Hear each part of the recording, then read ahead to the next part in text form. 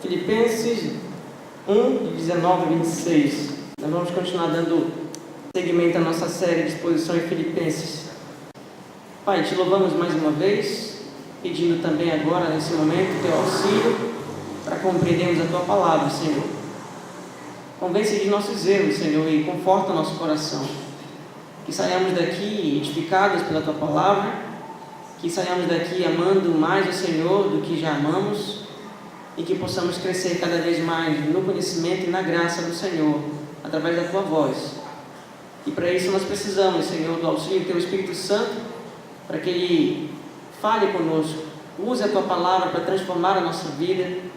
Me ajude, Senhor, na exposição da tua palavra e ajude meus irmãos ao ficarem atentos a ela, Senhor. Oro por isso em nome de Jesus Cristo. Amém.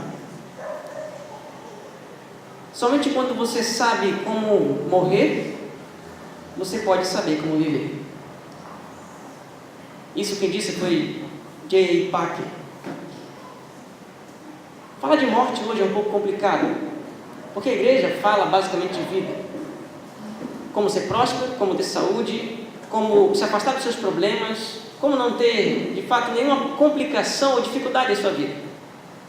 A igreja hoje, infelizmente, deixou de lado a ideia da morte, mas ainda continua temendo a morte.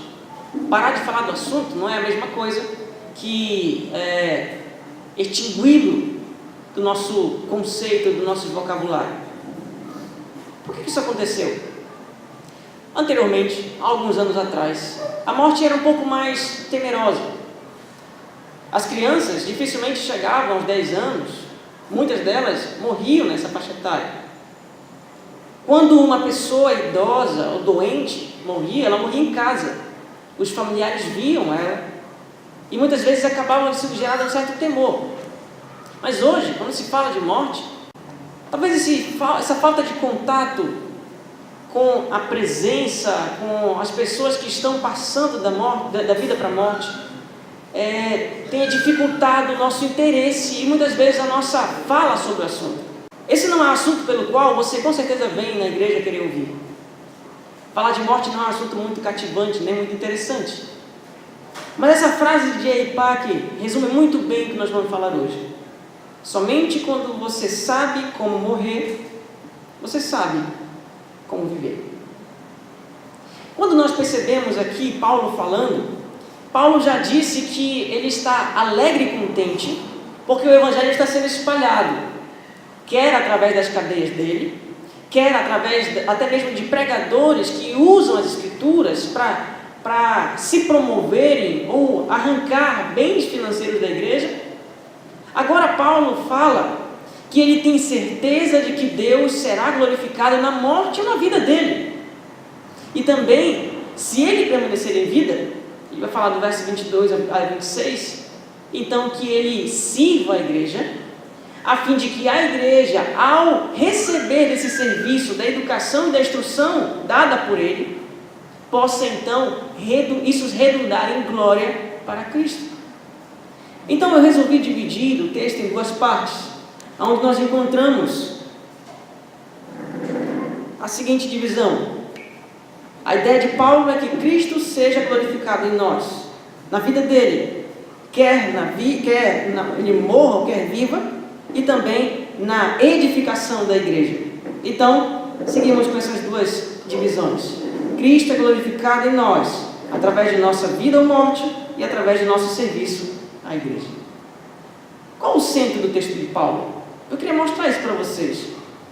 Verso 20 ele diz: será Cristo engrandecido no meu corpo, quer pela vida, quer pela morte. E no final, no verso 26, ele diz: a fim de que aumente, quanto a mim, o motivo de vos gloriardes em Cristo Jesus, na minha presença de novo convosco. A ideia de Paulo, a preocupação de Paulo, ao escrever esse texto, é com a glória de Cristo. Sua vida redundará em glória, sua morte também. O que nós percebemos aqui, irmãos, Paulo já falou algumas coisas para a gente antes de eu começar a explicar o texto. Quanto ao passado, Paulo não guardava em sua memória defeitos da igreja, mas nutria seu amor por ela, como nós aprendemos do verso 3 ao verso 8. Quanto ao presente, Paulo orava constantemente para que a igreja crescesse em amor, verso 9 ao verso 11, e não se entristecia com a sua prisão, mas se alegrava com a liberdade do Evangelho de Cristo, verso 12 ao verso 18.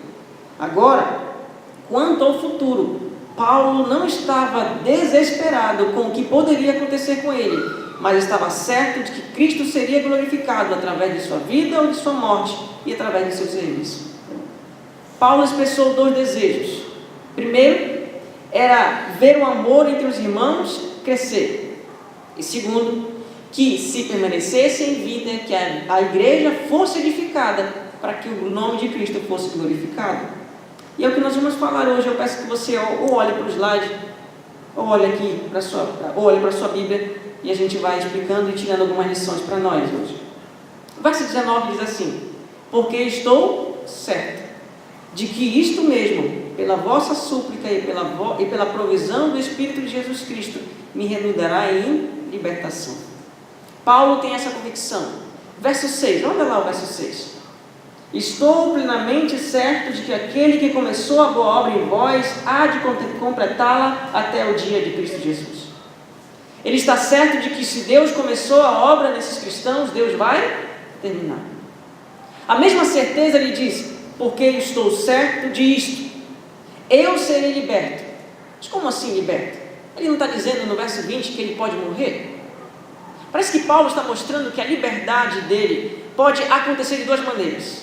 Uma, ou ele é liberto da prisão e ele pode sair livre, vivo, ou é liberto da prisão quando morre e pode sair vivo na ressurreição de Cristo.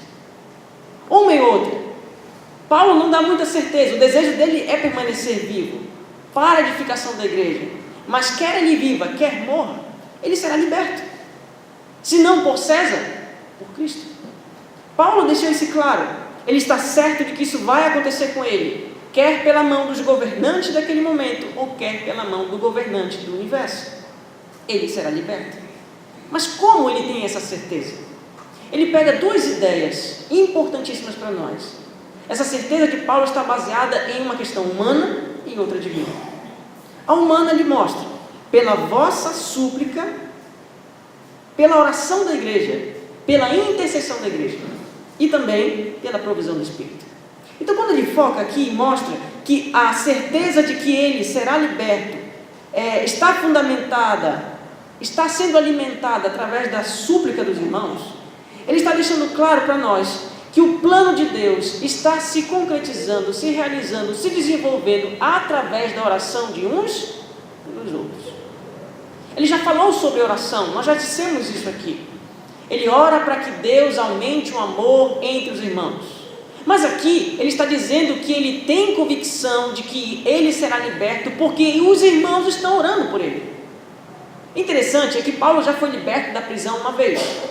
Em Filipos ele foi preso e Deus, com uma obra miraculosa, resolveu abrir as cadeias para que ele pudesse sair. Ele não quis sair, mas quando o carcereiro veio, achando que eles não estavam mais lá e quis se matar, ele disse: não se mate, não faça mal a você, estamos aqui dentro. Deus já tinha libertado milagrosamente a Paulo. E por que Paulo agora tem certeza? Ele tem certeza porque esta igreja está orando por ele. O que nós podemos perceber é a fé que Paulo tem em Deus através da oração dos irmãos. A oração, para Paulo, é algo fundamental na caminhada cristã e principalmente em momentos de dificuldade. Você acredita na oração? Você tem certeza de que quando você fecha os seus olhos, quando você profere o nome de Cristo, você está sendo ouvido? Com portas trancadas no seu quarto, Deus está ouvindo você? Quantas vezes nós já oramos e não esperamos receber aquilo pelo qual oramos? Já aconteceu com você isso? Demais. Paulo tinha certeza de que ele seria liberto e o meio pelo qual Deus iria libertá-lo era através da oração. A liberdade, como já falei, poderia vir de 2 maneiras, mas uma coisa é certa: a oração estava sendo o alimento da certeza de Paulo de que Deus iria libertá-lo. Em outras palavras, nós aprendemos aqui uma verdade importante que eu queria refletir com vocês. Deus nos sustenta através da oração de nossos irmãos em momentos de dificuldade. De novo, Deus nos sustenta através da oração de nossos irmãos em momentos de dificuldade. A oração é um instrumento de livramento. Eu quero mostrar isso para você. Abra sua Bíblia lá em 2 Coríntios, rapidamente. 2 Coríntios, capítulo 1, verso 5.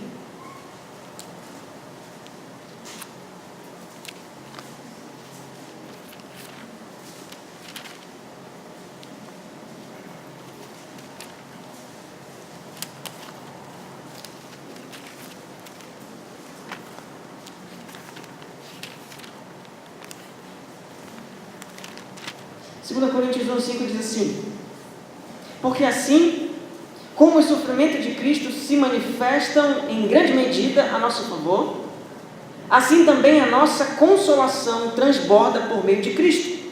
Agora, avance um pouquinho mais no verso 8. Diz assim: porque não queremos, irmãos, que ignoreis a natureza da tribulação que nos sobreveio na Ásia, porquanto foi acima das nossas forças, a ponto de desesperarmos até a própria vida. Contudo, já em nós mesmos temos a sentença de morte, para que não confiemos em nós, e sim no Deus que ressuscita os mortos, o qual nos livrou e livrará de tão grande morte, em quem temos esperado que ainda continuará a livrar-nos, ajudando-nos também vós, com as vossas orações a nosso favor, para que por muitos sejam dadas a graça a nosso respeito, pelo benefício que nos foi concedido por meio de muitos. Paulo está mostrando que a oração é o meio pelo qual Deus também nos livra. Isso aconteceu em Atos, nós já falamos disso aqui. A igreja estava em oração por Pedro, e as portas da cadeia se abriram. De alguma maneira, o anjo pegou Pedro e levou consigo, depois ele estava batendo na porta. Interessante, né? Sai da cadeia, sem problema nenhum, mas quando chega na casa dos irmãos, tem que bater na porta. Interessante isso. Mas ele foi livre, liberto através das orações. Paulo tem essa certeza. A oração é o meio de luta conjunta também. Lá em Romanos capítulo 15, verso 30, ele diz: rogo-vos, pois, irmãos, por nosso Senhor Jesus Cristo e também pelo amor do Espírito, que luteis juntamente comigo nas orações a Deus a meu favor. Paulo tem essa convicção. A oração é o meio de luta. A oração é o meio de livramento. A oração é o meio pelo qual nós somos reanimados e animamos uns aos outros. Algumas pessoas pensam que elas serão sustentadas por causa do conhecimento teológico que possuem no momento da tribulação. É possível que o conhecimento teológico contribua de alguma maneira para ajudá-las no momento de tribulação. Mas Deus estabeleceu que a oração conjunta é o meio pelo qual nós vamos sustentar-nos até o último dia. Deus confiou à igreja que nós estivéssemos orando uns pelos outros para que pudéssemos auxiliar uns aos outros. Deus estabeleceu a sua ajuda, o seu livramento aos fiéis, mas a sua ajuda, o seu livramento aos fiéis vem através da oração. Quando nós entendemos o papel da oração, nós conseguimos compreender a necessidade que possuímos de estarmos constantemente orando uns pelos outros. E de que mesmo muitas vezes não estando vendo os problemas das pessoas, nós podemos estar lutando com elas, auxiliando-as no momento de sua dificuldade. Quantos e quantos irmãos não passam por problemas financeiros, de saúde, de tribulação, de perseguição, e muitas vezes você não consegue o contato com ele, mas você consegue orar. Paulo estava preso. Os irmãos não poderiam vê-lo, os irmãos não tinham como todos eles irem junto até Paulo visitá-lo para poder estimulá-lo, mas eles podiam orar, e a oração não poderia ser impedida de chegar até eles. Algumas pessoas pensam que o que sustentará elas no momento de dificuldade é o pensamento positivo. Você já percebeu isso? Veio a enfermidade, vai dar tudo certo. Veio a dificuldade, Deus resolveu. Veio o problema financeiro, Deus vai te dar um trabalho. Mas e se Deus não fizer? A frustração de muitas pessoas, muitas vezes elas acham que elas podem, através de palavras, remover ou modificar as circunstâncias. Mas eu já falei aqui várias vezes e é válido repetir novamente. Repetir novamente é redundante. Repetir que o meio que Deus usa para fazer nos estimular ainda mais a lutar e perseverar não é o nosso pensamento positivo, não é a pronúncia de palavras mágicas que o problema vão ser resolvidos. O meio pelo qual Deus resolve nos sustentar é através da oração. Você está percebendo por que Paulo pediu antes, no verso 9 a 11, para que o amor entre os irmãos aumente? Porque quanto mais nós amamos uns aos outros, mais nós oramos uns pelos outros. E quanto mais nós oramos uns pelos outros, mais armados nós estamos para combater aquela depressão, aquela dificuldade, aquele desestímulo e desânimo no momento da tribulação. Deus sustenta a nossa força, a nossa convicção, nossa coragem através da oração. E quantas vezes, irmãos, testemunhos nós não temos de pessoas que estão passando por tribulação, são irmãos perseguidos e que sentem uma paz interior que não sabem de onde vem. É Deus usando a oração minha e sua para isso. Por isso nós precisamos orar. Nós precisamos entender que a oração não são palavras jogadas ao vento. Quando nós fechamos nossos olhos, abaixamos nossa cabeça e falamos: Senhor, nós nos ligamos completamente, inteiramente em um relacionamento que não existe empecilhos para ele. Quando nós fechamos nossos olhos e falamos com Deus, nós falamos com uma pessoa que conhece muito mais do que nós mesmos. Falamos com uma pessoa que conhece todo o nosso coração e conhece a dificuldade da pessoa que nós estamos orando. E Ele sabe tudo que essa pessoa está passando. E também tem poder suficiente para socorrê-la no momento de dificuldade. Por isso você precisa orar para seus irmãos. A oração conjunta, irmãos, é alimento para nós. Não é desperdiçar tempo. É alimento. Todas as vezes que Deus fez um avivamento na igreja, Ele começou pela oração. Portanto, se nós esperamos que Deus fale conosco, que Deus nos sustente, que Deus nos anime, que Deus faça nos crescer espiritualmente, que no momento da escuridão da alma, quando aquela noite negra chegar, nós temos que entender: o investimento da oração é necessário para esses dias. Por isso você precisa orar. Eu preciso orar. Por isso nós precisamos orar. A segunda razão, ou o segundo motivo, que Paulo baseia essa certeza de que ele será liberto, é o elemento divino que ele chama aqui de provisão do Espírito de Jesus Cristo. Essa palavra provisão é interessante, porque ela traz a ideia de que o Espírito está provendo para nós tudo o que necessitamos. A ideia de provedor está muito clara na Escritura. O homem é o provedor do lar. Por que provedor? Porque provém aquilo que é necessário para a subsistência do corpo. O pai sustenta a sua família através de conseguir alimento para que essa família possa subsistir. Então a ideia de provisão é: quando nós somos supridos, quando nós somos alimentados, nós então adquirimos energia e força para passarmos o nosso dia e desenvolvermos nossas atividades. Paulo pega essa palavra, esse conceito dessa palavra, e aplica ao Espírito Santo, dizendo para nós que o Espírito Santo é o meio pelo qual Deus sustenta-nos em momento de tribulação. Ele é o alimento de Deus para nós. O Espírito do Senhor, o Espírito de Cristo, o Espírito Santo, é o que Paulo está dizendo. Ele é o alimento e a provisão do Senhor para nós, não somente para convencer-nos de nossos pecados, mas também para desenvolver a nossa vida espiritual nos momentos de dificuldade. Portanto, nós aprendemos então outra expressão, outra verdade importantíssima para nós aqui. Deus nos sustenta através dos recursos concedidos pelo Espírito Santo em momentos de dificuldade. Mais uma vez, Deus nos sustenta através dos recursos concedidos pelo Espírito Santo em momentos de dificuldade. O Espírito Santo é a provisão de Deus nesse momento de escassez. Quando nós não sabemos orar, Ele intercede por nós. Romanos capítulo 8, verso 26 diz: o Espírito semelhantemente nos assiste em nossas fraquezas, porque não sabemos orar como convém, mas o Espírito intercede por nós. Em Gálatas capítulo 5, verso 22 e 23, Paulo também fala que além desse Espírito estar intercedendo por nós, Ele está produzindo em nós um fruto que é dele: amor, alegria, paz, longanimidade, benignidade, bondade, fidelidade, mansidão, domínio próprio. Ele está fazendo que isso seja aflorado em nós. Sem a assistência do Espírito não existe crente.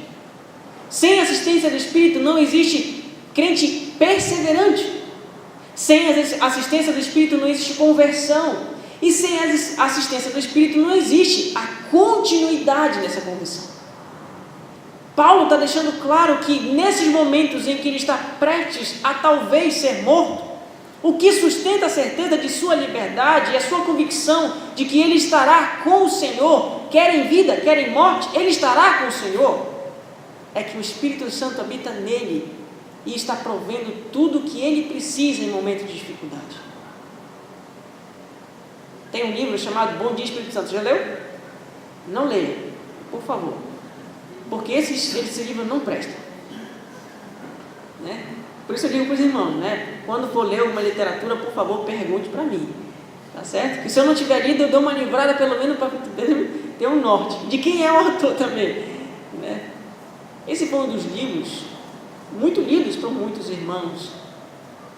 Ele dizia assim, mais ou menos: olha, falando com Deus, assim, na presença de Deus, e aí teve uma hora que eu quis sair, assim, o Espírito Santo disse: não vai, Benny, fica aqui comigo, vem cá, fica junto comigo, não vai te embora não, fique comigo. É como se o Espírito Santo tivesse necessidade da presença do Benny com ele. Que coisas espalhafatantes, sei lá, que adjetivo eu posso usar para isso. Não é esse tipo de teologia que sustenta a fé de Paulo.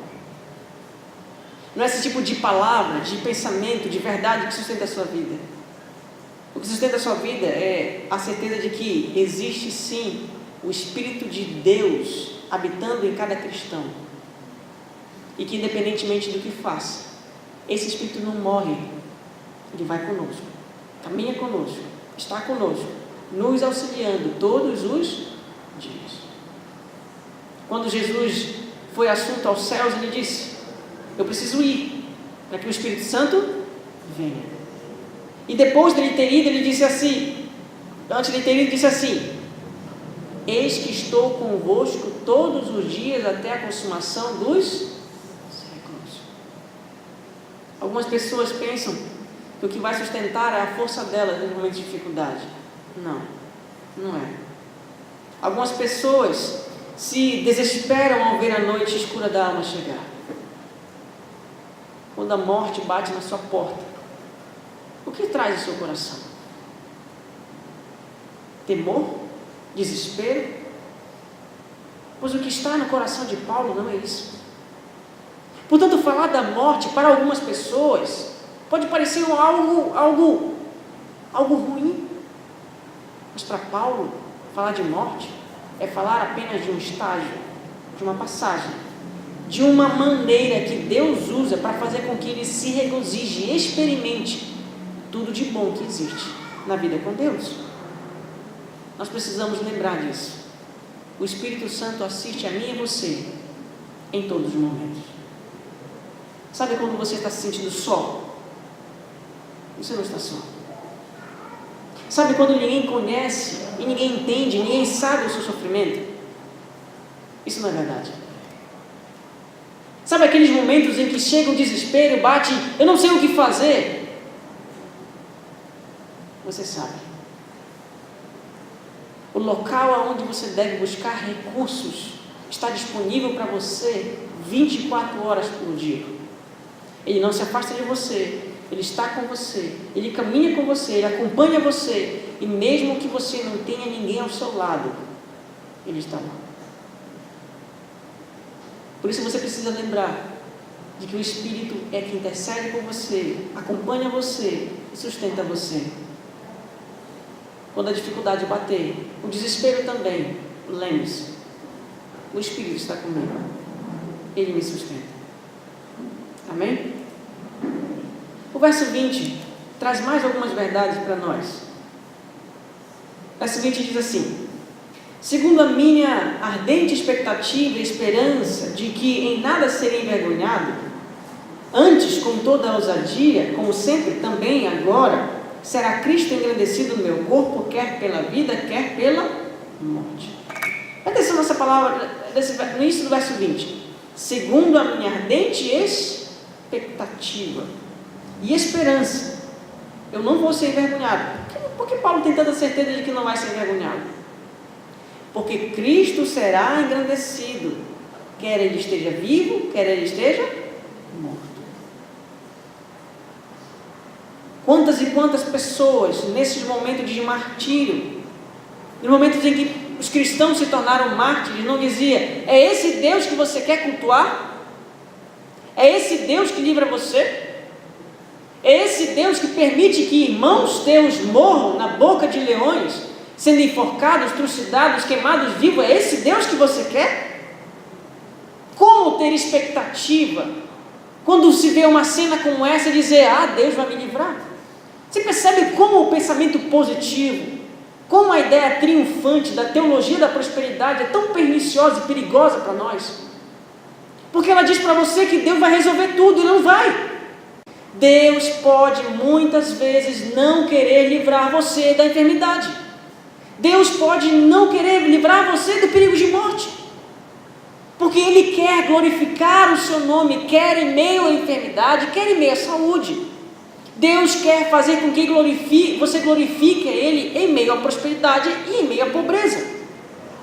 Deus está interessado em fazer com que Cristo seja glorificado em você, e Cristo é glorificado em você à medida que você está satisfeito, regozijante, animado, feliz com Ele.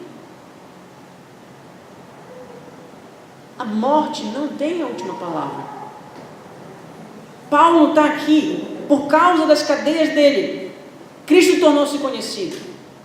Por causa de seus críticos, Paulo teve ânimo e alegria porque Cristo estava sendo pregado.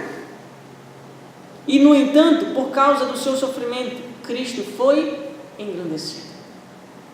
Como pode haver glória em meio ao sofrimento? Paulo diz: quando a glória não é nossa, a glória é de Cristo. Cristo é glorificado em mim quando eu não preciso de algo mais para estar alegre. Não importa o que acontece com você. Se Cristo é o foco da sua vida, então você estará tranquilo e feliz. Por isso nós aprendemos mais uma verdade importante. A glória de Cristo é mais importante do que a nossa vida. De novo, a glória de Cristo é mais importante do que a nossa vida. Pensa comigo. Vocês lembram da história de Lázaro?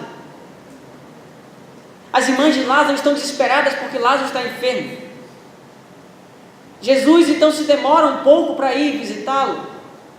E uma delas sai e diz: Senhor, se você estivesse aqui, meu irmão não teria morrido. Elas estão preocupadas com que Lázaro pudesse estar vivo. Elas queriam que Jesus tivesse vindo o quanto antes, para que Lázaro pudesse estar vivo. Mas quando nós lemos essa narrativa, nós vemos que a intenção de Jesus é usar a morte de Lázaro para glorificar a si mesmo. Lázaro não tem o papel principal nessa história. Lázaro é coadjuvante. A morte de Lázaro é um instrumento de Deus para glorificar a Cristo. Quando nós percebemos que não importa o que aconteça, o nome de Cristo será glorificado na vida ou na morte de cristãos, nós entendemos que o propósito pelo qual vivemos é a glória dele. E se nós estivermos vivendo para a sua glória, não importa o que aconteça conosco, nós estaremos felizes. Nesse espetáculo onde Cristo é glorificado, nós não temos o papel principal. A glória dele é mais importante do que o nosso bem-estar. a glória dele é mais importante do que a nossa glória. A glória dele é mais importante do que até mesmo a concepção que eu tenho de livramento. A glória dele é mais importante do que tudo. Por quê? Porque a glória de Cristo é vida para nós. Ele é vida. Paulo vai dizer isso no verso 21. Mas aqui nós aprendemos que algumas pessoas pensam que são o centro do universo. A expectativa delas é a glória, reconhecimento, status. Por que elas trabalham tanto? Muitas delas não trabalham muito porque querem trazer provisão para o seu lar. Outras pessoas malham muito, não porque querem ficar saudáveis. Outras pessoas falam muito bem em público, não porque gostam de falar, mas está internalizado no coração humano a busca pela glória, porque o homem tem a sua natureza que ele não quer glorificar a Deus no que faz. E mesmo como cristãos, nós temos essa tendência de fazer tudo para a nossa glória. Mas como Cristo, com o Espírito de Cristo, nós somos confrontados em fazer aquilo que fazemos para a glória de Cristo. Nós falamos disso na semana passada e Paulo está dizendo que a vida dele é para a glória. Glória do Senhor, glórias a Deus. Nós existimos para a glória de Cristo. Quando nós entendemos isso, passamos a olhar as circunstâncias da vida com outra ótica. Eu lembro de um incidente onde uma senhora tinha perdido o esposo, tinha perdido o filho, tinha perdido casa, tinha perdido tudo em meio ao temporal de um furacão. O repórter foi entrevistá-la e disse: o que você tem para falar? Como é que você está se sentindo? Ela começou a cantar uma canção.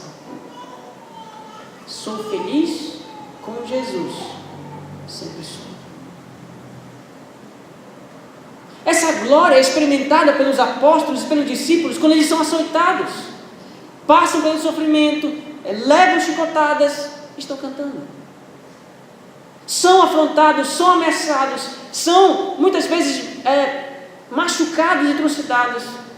Somos honrados, porque tivemos o privilégio de recebermos a afronta por causa do nome de Cristo. O sofrimento não pode tirar de você a alegria de viver para a glória de Deus. A enfermidade não pode tirar você disso. A tribulação, o desentendimento, relacionamentos não podem tirar de nós a expectativa que nós devemos ter de glorificar a Deus e Cristo em todos os momentos. As pessoas estão olhando para nós e elas esperam olhar para nós e ver quando nós estivermos enfermos, nós com uma alegria indizível, perseverante, de que há algo além da saúde que é mais importante para nós. Quando nós estamos de frente ao cadáver de um ente querido, as pessoas olham para nós, sim, conhecendo que é possível que nós choremos, mas o desespero não bate. Sabe por quê? Porque a glória de Deus será vista mesmo depois da morte. As pessoas esperam ver isso em nós. E todo cristão que está em intimidade com Cristo vive para a glória de Cristo.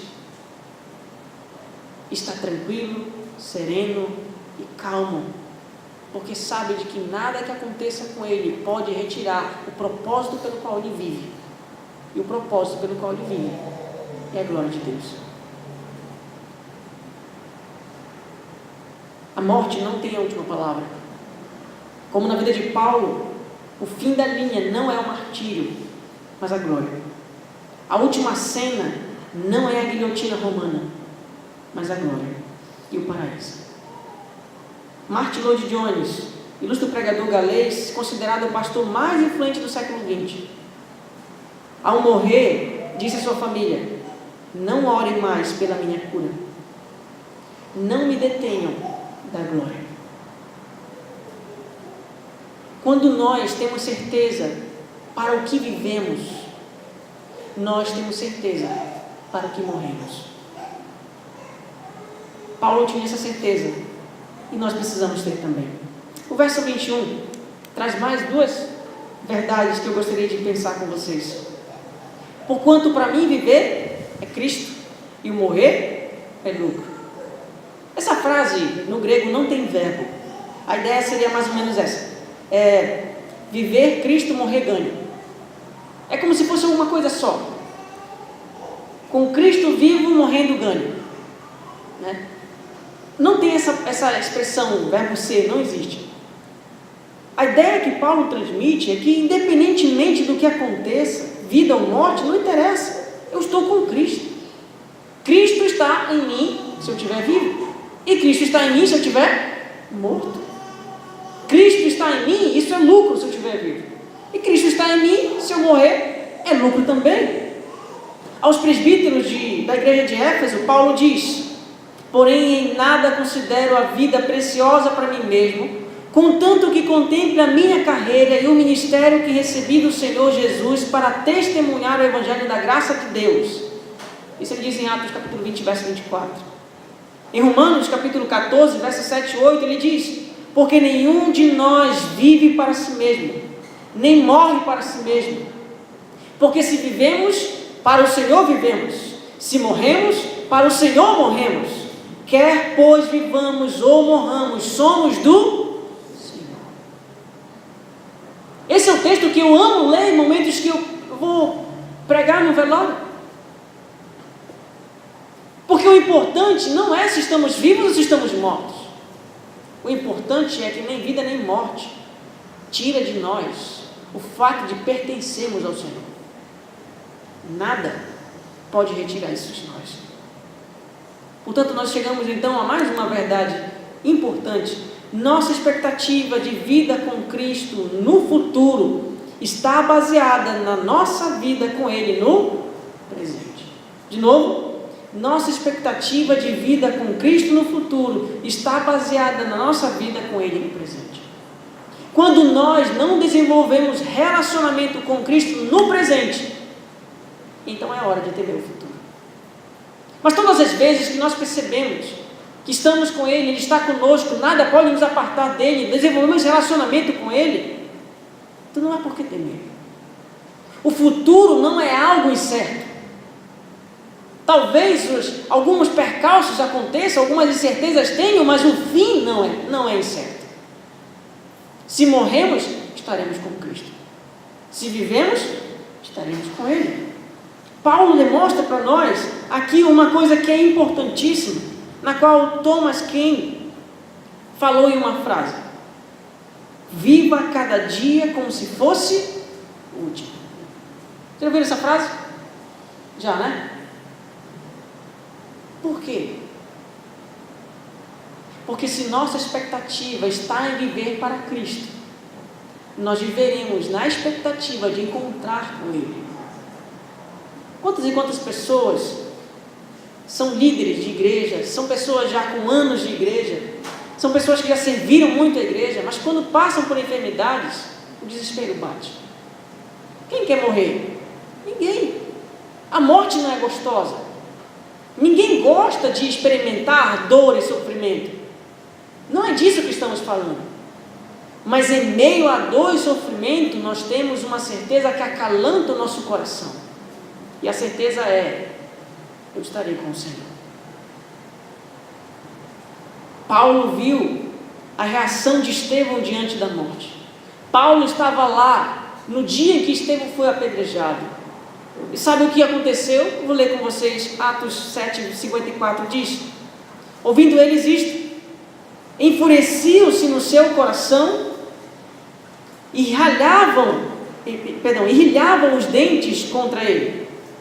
Mas Estevão, cheio do Espírito Santo, fitou os olhos no céu e viu a glória de Deus e Jesus, que estava à sua direita, e disse: eis que vejo os céus abertos e o Filho do Homem em pé à destra de Deus. Eles, porém, clamando em alta voz, tamparam os ouvidos e unânimes arremeteram contra ele. E lançando-o fora da cidade, os jovens chamados Saulo, apedrejaram. As testemunhas deixaram suas vestes aos pés de um jovem chamado Saulo, e apedrejavam Estevão, que invocava e dizia: Senhor Jesus, recebe o meu espírito. Então, ajoelhando-se, clamou em alta voz: Senhor, não lhes imputes esse pecado. Com estas palavras, adormeceu. Quando Paulo viu essa cena, ele não entendeu. É a mesma reação que muitos ímpios, ao verem-nos respondendo positivamente em meio à dificuldade, enfermidade, beira de morte, não entendem. Os ímpios não conseguem entender como nós podemos estar tranquilos e calmos e serenos e alegres em meio à beira da morte. Isso não é algo que pode ser compreendido por eles. Paulo não compreendeu isso enquanto não tinha encontrado a Cristo. Ele não entendeu a ideia que Estevão tinha clara em sua mente. Os céus estão abertos, eu estou indo para o Pai. Quando estou morrendo, tenho a certeza de que o Senhor está esperando-me em sua glória. Paulo não entendeu isso. Mas em Filipenses, ele já havia entendido. Que o Senhor é a razão pela qual vivemos e a razão pela qual morremos. Quando perdemos a glória de Cristo do nosso foco, perdemos a esperança, perdemos a alegria. Você é um cristão alegre? Você é um cristão exuberante, feliz? Ou se não é, talvez o foco não esteja tão claro em sua mente. Não importa o que você esteja fazendo. Se você seja um profissional liberal, se você seja zelador, se você é advogado, se você é construtor, não importa o tipo de valor que o seu trabalho desenvolve. Seu reconhecimento, sua esperança, sua expectativa, sua autossatisfação não está nessas coisas. Está no Senhor. Porque se vivemos, vivemos para o Senhor. Se morremos, morremos para o Senhor. Quer vivamos, quer morramos, somos do Senhor. Então não importa. Pensa comigo. Se a enfermidade vier, você pode crer no médico dos médicos. Se você estiver à beira da morte, tiver certeza de que vai morrer, você pode crer no autor da vida. Se você estiver em meio à dificuldade financeira, você pode crer naquele que provém o seu sustento. Se você estiver à beira de um colapso em seus relacionamentos, conjugal, familiar, de namoro, ou qualquer coisa, você pode ter certeza de que alguém lhe ama e nunca vai abandonar você. Há recursos em nós suficientes para vivermos a vida com Cristo. E quando experimentamos dessa vida, quanto mais experimentamos dessa vida, mais a morte perde a sua força. Ela não é mais um inimigo temeroso para nós, porque a gente sabe que ela não tem a última palavra. E o último princípio que eu gostaria de refletir com vocês diz assim: nós vivemos para aquilo que mais ambicionamos. A expectativa de Paulo estava baseada na certeza de que ele vivia com Cristo e morria com Cristo. Sua esperança era a glória de Cristo. Sua expectativa, sua ambição era glorificar a Cristo mais do que viver, mais do que ser liberto da cadeia, mais do que estar bem, mais do que estar livre de dificuldade. Sua expectativa e sua ambição era glorificar a Cristo. Para aqueles que não creem em Deus, a vida sobre a terra é tudo o que existe. Então é natural que essas pessoas lutem desesperadamente pelos valores deste mundo, como dinheiro, popularidade, poder, prazer, prestígio. É normal que essas pessoas que não conhecem a Cristo vivam dessa maneira. Mas muitas vezes nós somos pegos por isso também.